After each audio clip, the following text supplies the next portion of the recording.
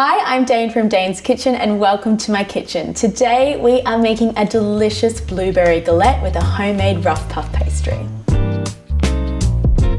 If you asked me a few years ago to make puff pastry from scratch, I would have said no way. I grew up with my mum in my ear telling me puff pastry is way too difficult to do, leave it to the professional bakers. But that is when I discovered rough puff pastry. It's a much easier way to make puff pastry, yet you still get a similar, if not even more delicious result in my opinion. So we're gonna start with making the rough puff, and you need a large bowl to do that in, 2 cups of flour, about 2 grams of salt, half a cup of caster sugar, and the sugar isn't actually going to sweeten the puff pastry.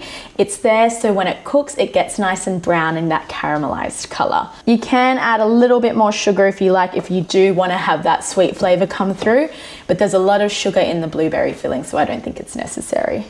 And we're gonna whisk that through just until all of those ingredients are well combined. Now there are a few tips and tricks to making the perfect rough puff pastry, and that is to work with very cold ingredients and also very cold equipment. So that just means that we're gonna pop our bowl, our cheese grater and our butter into the freezer about 20 minutes before we're working with the rough puff, because that's gonna allow more time for us to actually handle it with our hands. So the reason I'm using a cheese grater, you might think that's a little bit strange, but it's actually the perfect way to break that butter down into the flour. This is a little trick I learnt on my rough puff pastry journey. I think this way is just perfect to get it broken into the flour. All right, there we go. I am puffed. That was a workout. That was very, very frozen, but hey, that works for our advantage when we're gonna work this into a puff pastry. Now what we're gonna do is break the butter into the flour, and we wanna be using our fingertips to do that in this motion where we're rubbing it between our fingertips with our thumb.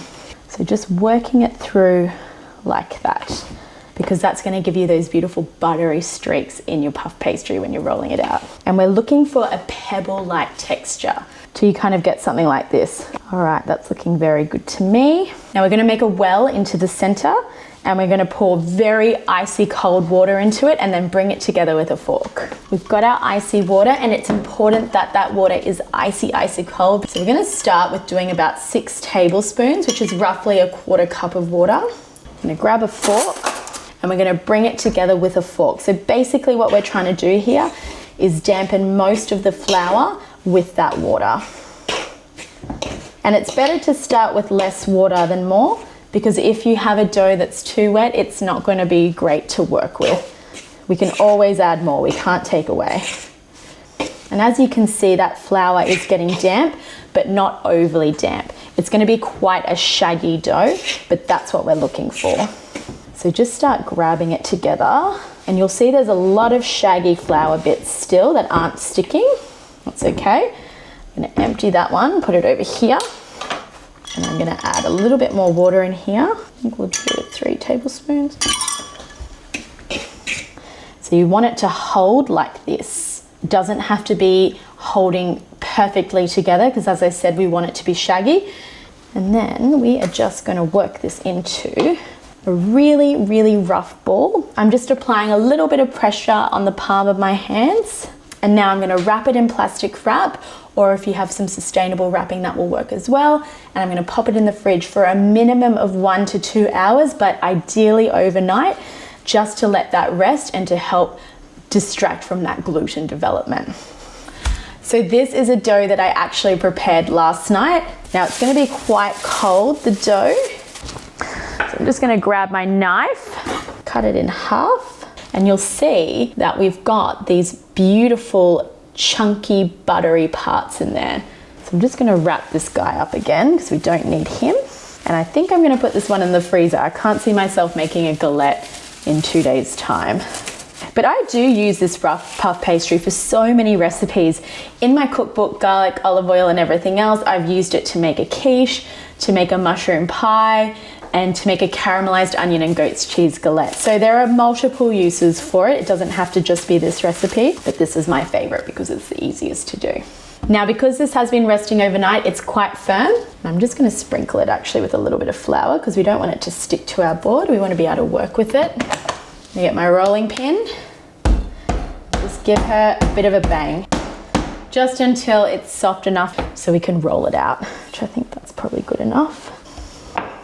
So you can see that my rolling pin's sticking to it a little bit. I'm just gonna keep flouring it because that butter will start to get warmer as we work with it. So it will melt a bit and stick to the board. So what we are doing here is what is called laminating the dough. It basically means we're making those puff pastry layers. So if you cut into a pie, you'll see that there's like 6 or 7 layers of the puff pastry, and this is how you get those layers. So just roll it out. And again, we want to be working as quickly as possible because we don't want it to get too warm. Now this is called the envelope fold. So think of it as though you're folding an envelope. We're basically folding this dough into thirds. So pick it up like this, fold that into the middle, and then fold it over again. And then I'm going to turn it around, dust the flour a bit more. And we're going to repeat that up to 6 times because as I said, that's going to give you those beautiful layers. Don't need to roll it out too thin, just enough so we can get it folded into thirds. So 1, 2. Just keep dusting it with flour as well because you can see as that butter warms, it is starting to stick a bit more easily. And that's 5 times that I've done that. All right, if I were to cut through the middle of that, you would see about 5 beautiful layers in there. And when that cooks, they're gonna puff up individually and give you that iconic puff pastry look and feel. So we're just gonna wrap that up in some plastic wrap again, and I'm gonna pop it in the fridge to rest for a minimum of 15 minutes while I make my blueberry filling. Time for the filling, which could not be easier to make. Now what we need for the filling is 400 grams of blueberries, and I'm making a lemony blueberry filling today. So we're going to use some lemon zest. I'm just using a microplane to grate that in. Now I like to use a fair bit of lemon zest. It just adds that extra zesty, citrusy flavor. Plus I think if you're putting lemon juice in something, use the zest as well. It shouldn't go to waste. I'm going to put in a fair bit of lemon juice. So it's about 1/4 cup of lemon juice, but just use the juice from 1 whole large lemon. The great thing about a blueberry pie or blueberry galette filling, or actually just any galette filling, is that you don't have to be precise with measurements like you do with other dessert recipes where you really have to follow those to a T. And then we need 2 tablespoons of sugar. So as I said, that pastry isn't going to be sweet from the sugar. That's not why it's in the puff pastry. This is going to be your sweet element. I prefer less of a sweet dessert, so you can amp this up and do 4 tablespoons if you like, but I actually don't have the biggest sweet tooth, so I always go a little bit on the lower side when it comes to sugar. And then about 1/2 tablespoon of corn flour, and that's just gonna bind everything together and give it that jammy texture, as opposed to something that's quite runny. And something that I thought would be quite nice to add that I don't usually is a little bit of vanilla paste. Just gonna put a little squeeze of that in. Mix that through. And that lemon juice and that corn flour and sugar is going to create a beautiful syrup.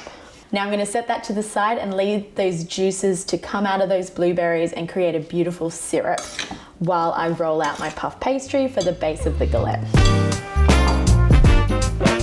Now this is the laminated dough that we've had resting in the fridge for up to 15 minutes.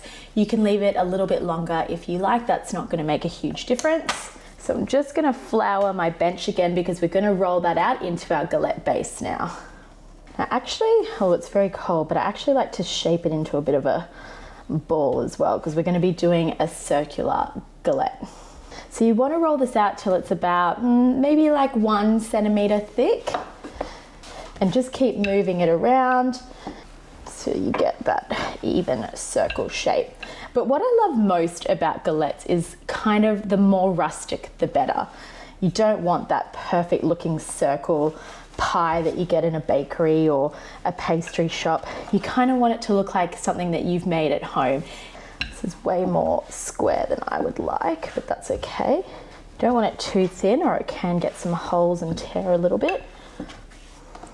All right, that's looking good to me. So this is the perfect thickness that you want. You can see it's not too thin, not too thick.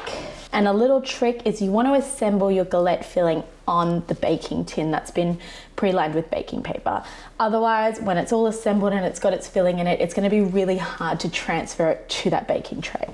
So a little way to do that, get your rolling pin, roll the dough up onto it like that. So it's like this.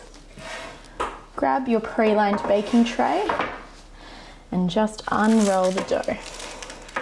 Now we want to fill that galette with our blueberry filling. Now this is our blueberry filling that's been resting for about 15-20 minutes.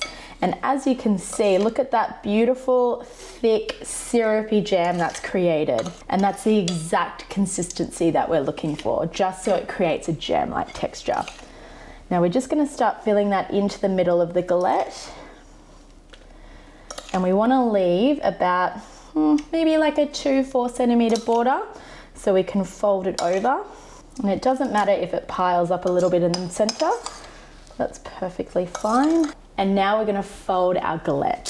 So the best way to do this is to grab a corner, fold it over, and then just follow around the shape of the pastry and kind of pinch those touching parts together.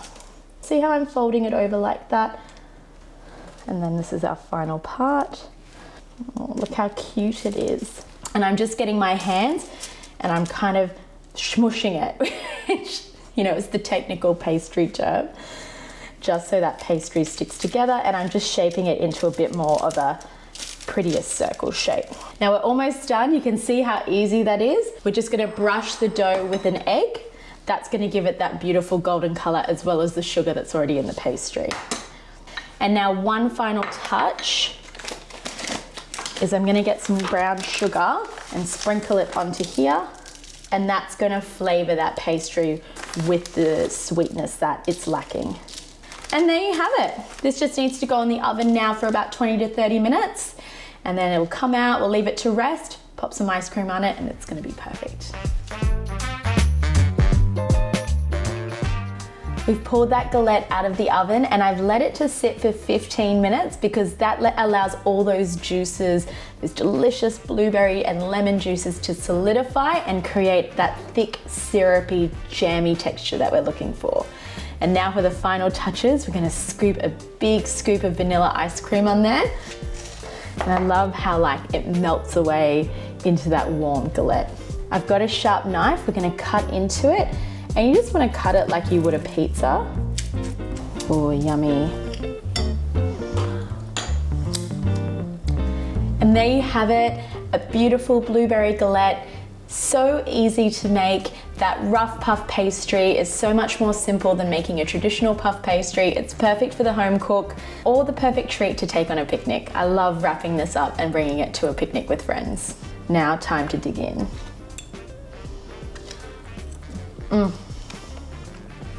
So yummy, especially with that vanilla ice cream. If you liked this recipe, I would love to see you making it at home. Please tag me if you do make it, and like and subscribe for more videos like this.